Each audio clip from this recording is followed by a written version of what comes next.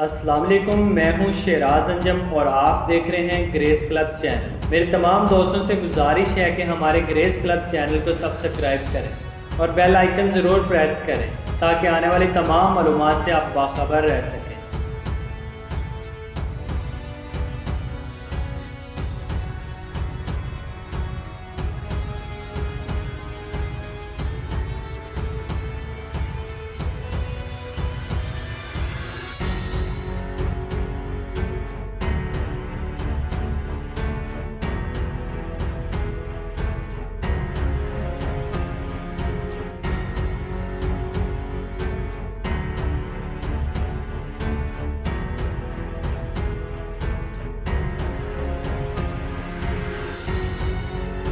دنیا کی تاریخ ایسے کئی مشاہدات سے مرتب ہے جن میں ظلم اور ناانصافی کی تاریخ رقم ہے۔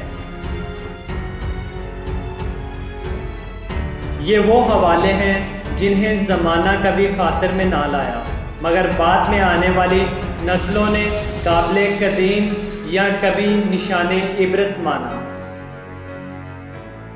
ایسی ایک داستان جو اپنی ہی سرزمین پر قید معصوم انسانوں کے خون سے گزشتہ 72 برسوں سے لکھنے کا سلسلہ جاری ہے۔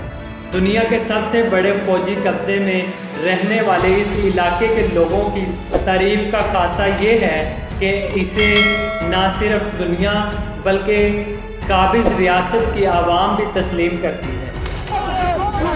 We are fighting with our faces covered. Now we will fight with our faces open. We will fight until we die. We will fight until our last bloody spirit.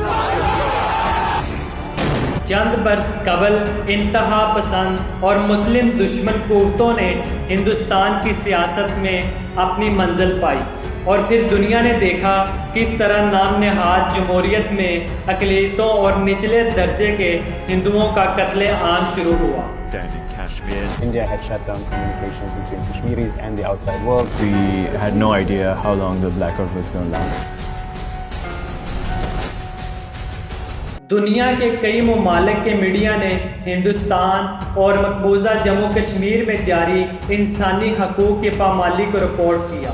A BBC investigation has uncovered allegations of brutal beatings and torture by soldiers in Indian-administered Kashmir. The Secretary-General is concerned over reports of restrictions on the Indian side of Kashmir, which could exacerbate the human rights situation in the region. It's not just one village where allegations of torture have emerged. We've been told that several people across this region have faced similar experiences. Power touch اس لیے دیتے تھے وہ کہ ہم مارنے سے بےہوش ہوتے تھے، پھر وہ ٹچ دیتے تھے، اس سے ہم کو ہوش آتا تھا، پھر واپس مٹی ڈالی منہ میں، چلاؤ مت۔ ہم نے ان کو بولا بھی کہ آپ مارو مت، گولی مارو، گولی چلاؤ۔ خدا سے یہ مانگتے تھے کہ گولی لگائے، کیونکہ ان کے جو ٹارچر برداشت نہیں ہوتا۔ RSS انتہا پسند تنظیم اور BJP کی حکومت نے اقتدار میں آتے ہی ہندوتا کی پالیسی پر عمل درآمد شروع کر دیا۔ RSS was an organization that was inspired by Adolf Hitler and Mussolini, came about in 1925. They believed in racial superiority. They also believed they were an Aryan race like the Nazi believed they were an Aryan race. خود کو برتر اور افضل سمجھنے والی یہ سوچ نہ صرف اقلیتوں پر بلکہ ہندوؤں کے نچلے درجات کے لیے بھی قہر بن کر سامنے آئی۔ اس تنظیم کی اصل کمان برہمنوں کے پاس تھی اور وہ کمان آج بھی انہی کے پاس ہے۔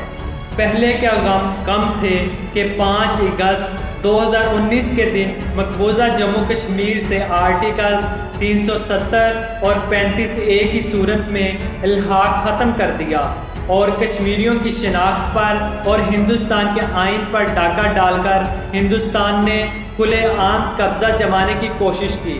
ہندوستان کے انتہا پسند حکمران یہ طے کر چکے تھے کہ کشمیری عوام کے جذبہ حریت کو کچلنے کے لیے وہ کسی بھی حد تک جا سکتے ہیں۔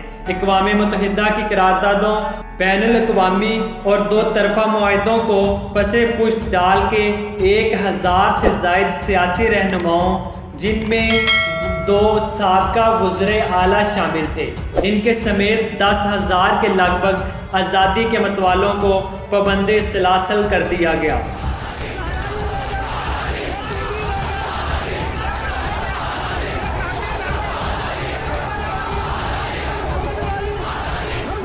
پاکستان نے ہمیشہ کشمیری عوام کے حق کی آواز بلند کی، ہر دکھ سکھ کی طرف ہندوستان کی جانب سے غیر قانونی قبضے اور کرفیو پر دنیا کی توجہ دلوائی، پھر ہندوستان کی جانب سے عالمی میڈیا پر پابندیوں کے باوجود دنیا نے ٹی وی اسکرین اور سوشل میڈیا پر جو دیکھا جس سے ہندوستان کا گھٹیا چہرہ سامنے آیا۔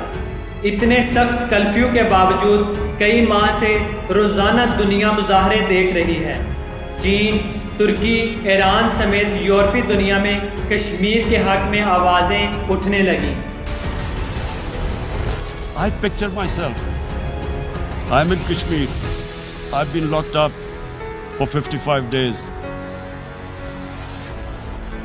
I have heard about and there are rapes, Indian Army going into homes, soldiers. Would I want to live this humiliation? Would I want to live like that? I would pick up a gun. You're forcing people. You are forcing people into radicalization. Pakistan کے بہادر عوام افواج اپنے کشمیری بہن بھائیوں کے لیے ہر طرح کی قربانی دینے کو تیار ہیں۔ ہم آخری گولی، آخری سپاہی اور آخری سانس تک اپنا فرض ادا کریں گے۔ ہندوستان نے ہمیشہ اپنی گھٹیا پالیسیوں کے تحت خطے کے امن کو نقصان پہنچانے کے عزائم پالے ہیں۔ پاکستان کو اپنے راستے کی رکاوٹ سمجھ کر ہندوستان نے پاکستان کی عالمی ساکھ خراب کرنے کی بہت کوشش کی، ہر الزام پاکستان پر ڈالنے کی کوشش کی، اور یوں فالس فلیگ آپریشن کا ایک نہ ختم ہونے والا سلسلہ شروع ہوا۔